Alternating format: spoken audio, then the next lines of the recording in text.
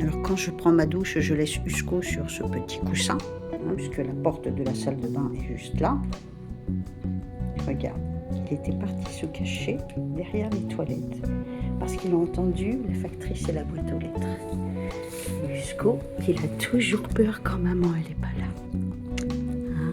Mais c'est pas possible d'avoir peur comme ça. Mais maman elle est là. T'as eu peur mon chéri? Il est craintif.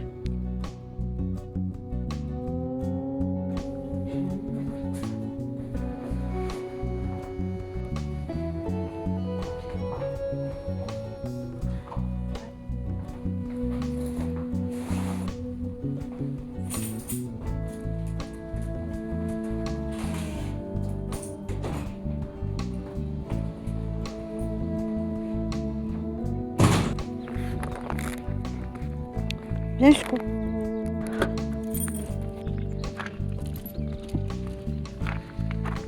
Monte sur ton siège. Dépêche-toi. C'est bien mon doudou. Mais t'es sage.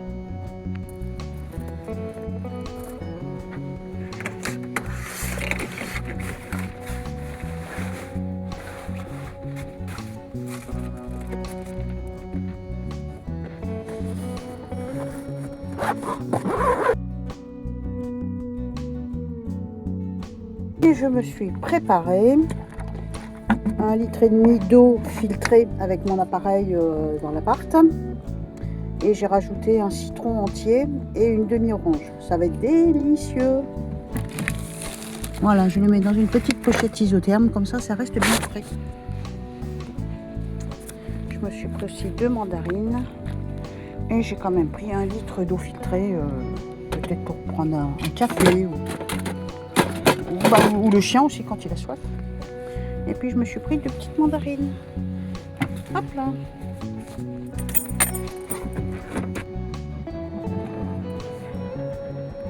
C'est quand même mieux quand tu te couches. Le petit corps qui tremble. Oh là là là là là là. Allez, on a mis la ceinture de sécurité. Parce que j'ai pas envie d'en faire un petit projectile. Le sujet que j'aimerais aborder avec toi aujourd'hui, c'est l'idée que on a tendance, je dis en France parce que je suis en France, donc voilà, et puis je vais sur des réseaux français. En France, on a tendance à être en colère, mais simplement virtuellement. Alors que dans la rue, ça bouge pas. Les uns et les autres traitent les uns et les autres de moutons, de lobotomisés, d'endormis. Et finalement, la seule révolte qu'on peut observer désormais, c'est dans les réseaux sociaux. Donc chacun pique sa petite crise, chacun balance sa petite vacherie. Et du coup, ça apaise. Et du coup, il ne se passe rien dans la rue. Et quand on voit dans la rue, j'imagine dans les grandes villes, c'est pareil, c'est calme. Donc on a l'impression que tout va bien. Et pourtant, sur les réseaux sociaux, on dirait que tout le monde est en colère. Tout le monde va tout péter. Il y a une espèce il y a une différence, je trouve, énorme entre ce qu'on voit dans la rue et ce qu'on voit sur les réseaux sociaux. Moi qui passe un temps fou sur les réseaux sociaux, j'ai tout le temps l'impression d'une guerre civile à 2 doigts d'exploser. Et quand je me promenais dans la rue, c'est les années 70, quoi, finger in the nose, on est tranquille, tout va bien, quoi, tu vois. Alors il paraît que de l'étranger, on est plutôt surpris de voir le calme des Français parce que le Français est vu comme pas un guerrier, mais un être capable de se révolter. Alors que pourtant, en Europe de l'Est, dans les Balkans, ils ont une réaction beaucoup plus virulente, beaucoup plus rapide à manifester contre les élites quand il y a quelque chose qui ne va pas.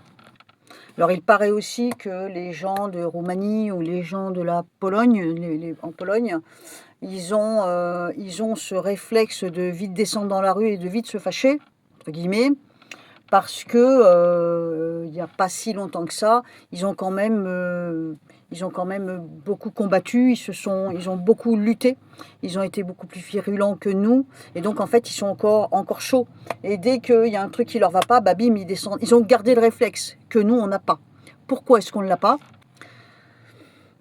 Il peut y avoir 2 raisons. Pourquoi est-ce qu'on n'a pas le réflexe de descendre en dehors des réseaux sociaux? Donc pourquoi est-ce qu'on ne manifeste pas dans les rues? À mon avis, il y a 2 raisons.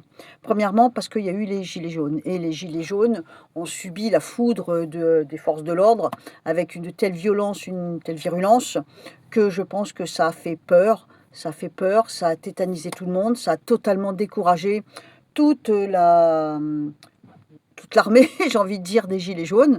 Ça les a totalement découragés et dégoûtés finalement qu'ils n'ont pas été plus que ça soutenus et en plus ils se révoltaient pour des raisons, tout à fait honorables et puis il y a aussi que, quand on veut manifester en France, il faut que ce soit encadré. C'est souvent, pris en charge par des syndicats et du coup, il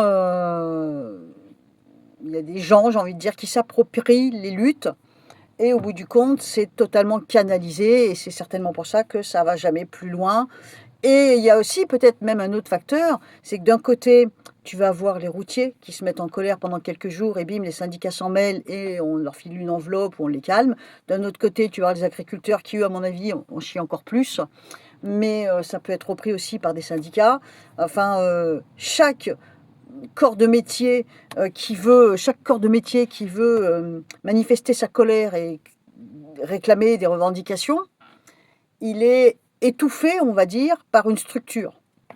Et en plus, tu pas le droit de manifester, tu pas le droit de manifester si tu déclares pas ta manifestation et tout ça. Du coup, il est possible que ça enclenche chez les gens globalement, en tout cas en France, une espèce de lassitude et de fatalisme. Moi, je pense que même s'il y a des pays européens où les peuples sont, très virulents et beaucoup dans l'action, ça ne veut pas dire qu'on est vraiment des moutons. Je pense que ce sont peut-être des colères différentes. Le français, il revendique pas forcément, il veut peut-être tout simplement préserver ce qu'il a déjà acquis. Donc c'est peut-être pour ça aussi que c'est peut-être pour ça que c'est moins virulent. Donc du coup, ce que j'aimerais qu'on arrive à essayer de comprendre tous les uns et les autres, c'est d'où vient cette différence entre la fureur des claviers et cette paix tranquille dans les rues. Pourquoi il y a un tel contraste entre ce qui se passe sur le net, sous les vidéos souvent, et ce calme olympien dans les rues, comme si tout allait bien et tout le monde était heureux de payer 2,50 € ou 2,40 € le litre. Bon, en ce moment, il a 2,20 €. Ah, il est pas cher, il a diminué. Non, je déconne, hein, il est très très cher. Mais voilà, pourquoi? Essayons de comprendre, on va dire. Comme si le français, il y a peut-être encore quelques années en arrière, surtout cette période des Gilets jaunes, était un homme, homme au sens large du terme, un homme qui agissait, et maintenant c'est un homme qui est spectateur, il regarde. Du coup, le net, la section commentaires, c'est un exutoire. Ça permet de se calmer, de poser là sa poussée d'adrénaline. Et une fois que tu as posé ta crotte, c'est le cas de le dire, tu es plus calme.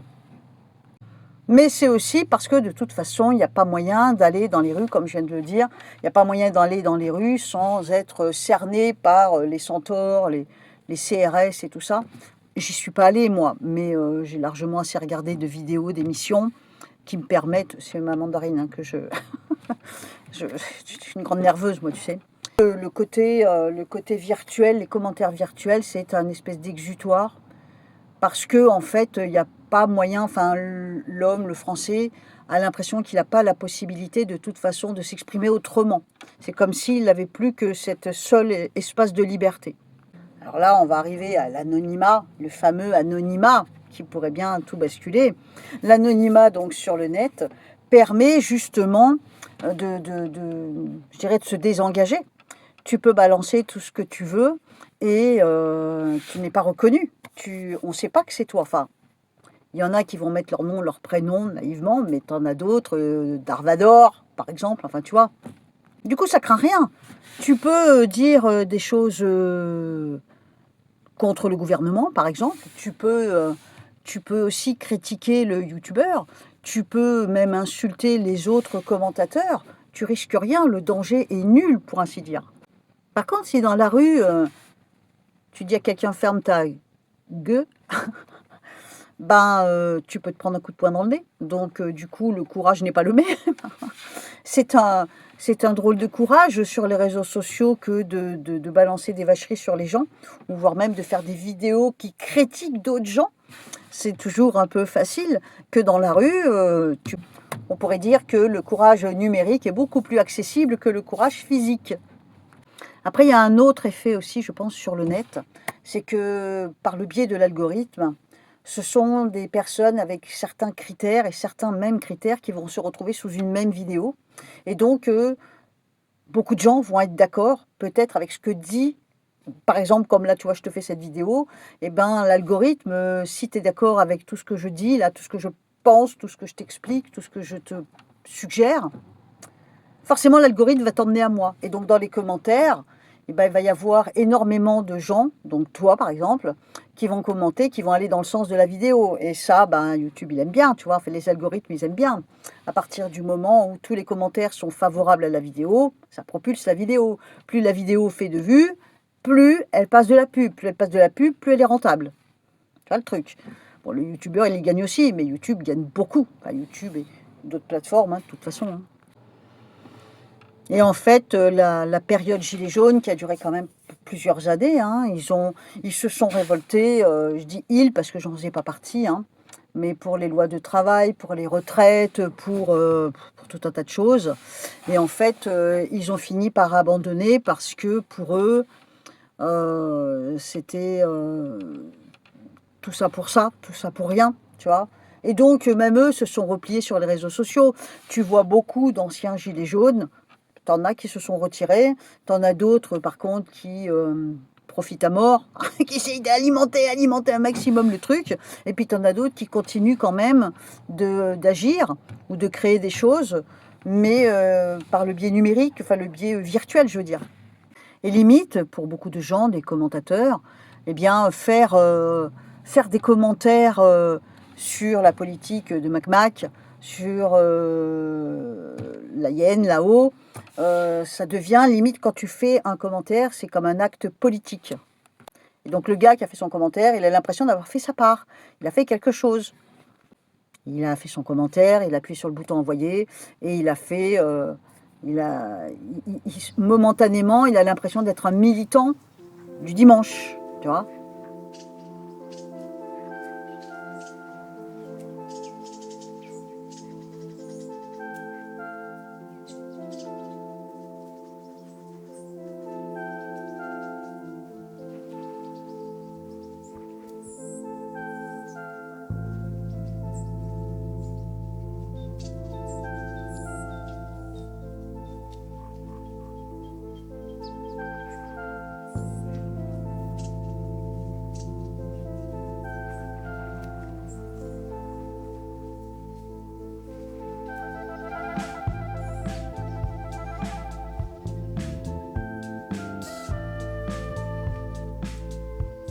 Donc je pense que tout ce qui est,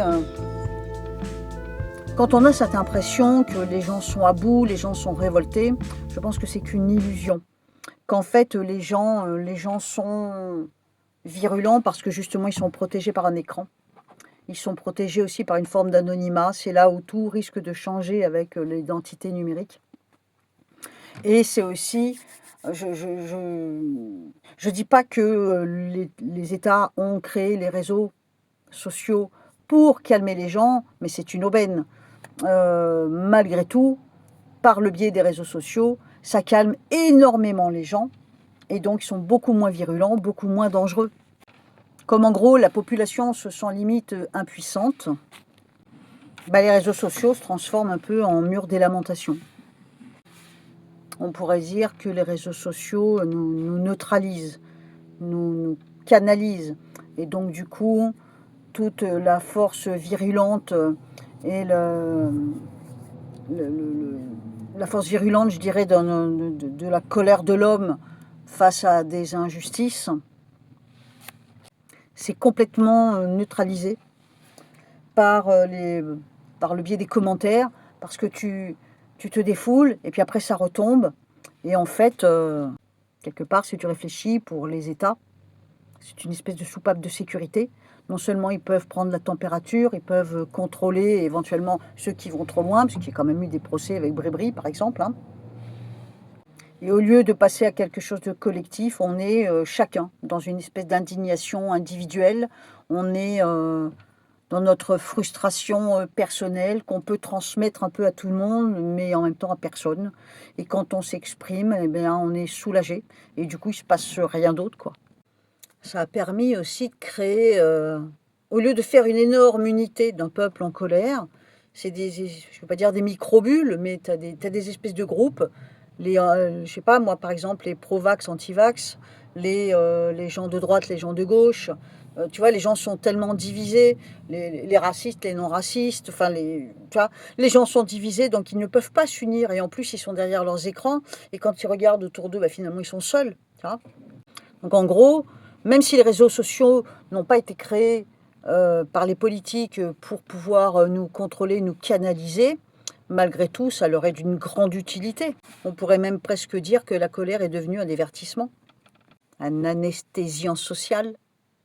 Mais je pense que c'est quand même assez pertinent de penser que, bon, je me trompe peut-être, mais est-ce que ça ne serait pas quand même pertinent de penser que, effectivement, avec l'identité numérique, les pouvoirs vont se tirer une balle dans le pied? Parce que malgré tout, le peuple, globalement, peut se défouler, peut piquer sa crise, peut injurier, peut exprimer sa colère sur ce fameux exutoire qui est le centre du monde virtuel.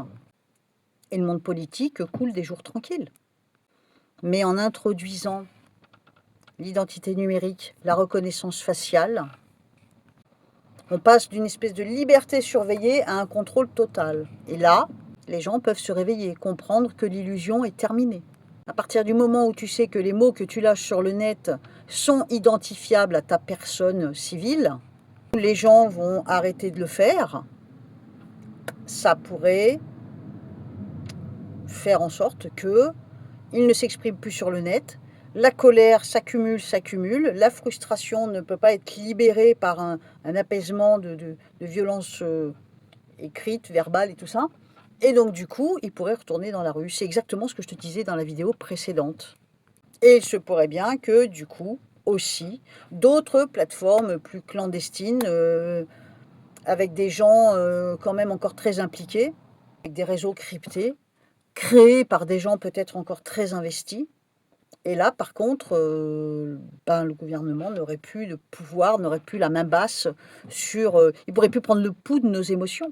Pour le moment, de toute façon, grâce aux réseaux sociaux, pour moi c'est sûr que c'est les réseaux sociaux qui font ça, on est tous divisés. Ils ont deux solutions. Soit ils prennent le risque d'aller jusqu'au bout du délire, et au bout du compte, ça peut emmener à ce que je viens de te dire, donc des réseaux parallèles, on va dire, cryptés, qui permettent aux gens de se regrouper et donc de créer des petites communautés qui deviendraient une grosse communauté et donc réunifier le peuple. Ou alors, il lâche l'affaire. Perdre son anonymat, la ligne rouge est pas loin, hein. D'après toi, les gens vont faire quoi? Moi, je pense qu'on n'est plus à l'heure où les gens vont descendre dans la rue et se battre et déclarer leur manifestation de telle heure à telle heure, tel endroit, tel jour. Je pense que ça commence plutôt, enfin ça passe ou ça passera plutôt par tout ce qu'on entend. Arrêter d'aller bosser, arrêter de payer certaines choses comme les impôts, enfin une espèce d'accord général. Tout le monde pourrait se mettre d'accord là-dessus. Ensuite, essayer de fuir les réseaux de distribution classiques et plutôt aller vers des trucs locaux. Je pense quand même qu'on est parti dans cette direction. Je pense que descendre dans la rue, ça ne se fera plus. Et après, il pourrait y avoir des actions plus coup de poing, comme bloquer des raffineries ou des choses comme ça. Mais à mon avis, on n'y est pas encore. Mais si on n'y est pas encore, je pense quand même qu'il y a quelque chose qui gronde. Je pense quand même que ça devient sérieux d'y penser. Et j'ai l'impression que plus ça va, et plus les gens sont d'accord avec cette idée, plutôt que d'aller manifester avec un gilet jaune sur les ronds-points, bloquer les gens, ça sert à rien, tout le monde s'en est rendu compte. Ça n'a pas abouti, non seulement parce que la police était très virulente, mais aussi parce que c'est pas ça qui va renverser les choses. Par contre, avoir un comportement citoyen, on va dire, et consommer différemment, le nerf de la guerre, là, à mon avis, c'est les sous. Donc à partir du moment où on ne dépense plus de la même façon, ou que tout le monde se met à refuser de payer un certain truc, peut-être refuser l'identité numérique. mais je pense que ça peut passer par ce genre de choses. T'en penses quoi, toi? Je pense que ça va se faire lentement comme, tu sais, je viens d'avoir une image, tu sais, l'eau de l'océan qui est salée et qui se jette tous les jours, inlassablement, jour et nuit, contre les parois, tu sais? Il y a une espèce d'érosion, enfin une espèce, il y a l'érosion qui se fait et ça grignote, ça grignote, ça grignote. Et je pense que dans la tête des gens, ça grignote, ça grignote, ça grignote. À force que l'eau soit trop salée, eh ben, il y a l'érosion qui ronge, qui ronge, qui ronge. Je pense plutôt que on avance comme ça. Et après, l'attitude de certaines personnes, peut-être une minorité de la population, peut effectivement faire un effet boule de neige et entraîner les autres à, à une transformation du mode de vie. Et c'est ça qui peut peut-être faire changer le gouvernement son fusil d'épaule. Parce que nous prendre pour des vaches à lait, à un moment, je pense que de toute façon, c'est fini, mais ils ne le savent pas encore. Mais à un moment, c'est obligé que ça s'arrête. Il y a un autre point de bascule aussi qui peut être possible, c'est qu'avec ce tout numérique, qu'il y ait des bugs énormes et que tout parte en sucette, quoi. Imagine des blocages énormes de tout ce qui est administratif et tout. La société est foutue, elle ne marche plus. En fait, je pense qu'ils ont misé sur un truc beaucoup trop fragile. Le tout numérique, c'est beaucoup trop fragile. Je pense que ça ne peut pas durer dans le temps. Je pense qu'il y aura forcément une marche arrière avec ça. Je ne sais pas quand, je ne sais pas comment. Enfin, mon idée, si, comment, c'est qu'il va y avoir un énorme bug qui sera plus contrôlable et à un moment, ils seront obligés de faire marche arrière. Et c'est obsolète leur truc, ça ne peut pas marcher. Ça peut pas marcher. Regarde là le stade où on en est, la NTS, là je sais pas quoi, là a été piratée. Les banques sont piratées, les organismes administratifs sont piratés. Enfin, ça tient pas leur truc. Donc à un moment, ça s'arrêtera. En fait, j'en reviens à ce que j'avais dit il n'y a pas tellement longtemps dans une de mes vidéos. Tout doucement, mais sûrement, par leur faute, dans le sens où ils veulent aller trop loin dans le contrôle, je pense, et surtout par cet aspect robot, numérique et tout ça, on est entré, je pense, dans l'ère de l'effondrement. Je pense qu'il va y avoir l'effondrement de cette société, l'effondrement du capitalisme. J'en démords pas. Et je pense que c'est ça qui va nous sauver. Ça sauvera peut-être pas tout le monde, mais c'est ça qui sauvera peut-être le peuple européen. Je crois pas du tout à des révoltes, genre Gavroche, j'y crois plus du tout. Je pense que ça aussi c'est obsolète. Je pense que c'est le changement des mentalités et la compréhension progressive et certaine, sûre et certaine, des gens qui font que les choses vont changer. Mais c'est lent. Jusqu'au jour où il y aura un bug et que ça va enclencher de façon beaucoup plus visible. Bon, c'était mes petites interrogations du jour, mes petites analyses du jour, ma petite conversation du jour. Et bon, je te retrouve dans les commentaires, on fait comme d'habitude en attendant qu'il y ait le bug. Je te fais un bisou, je te dis à bientôt, bye bye.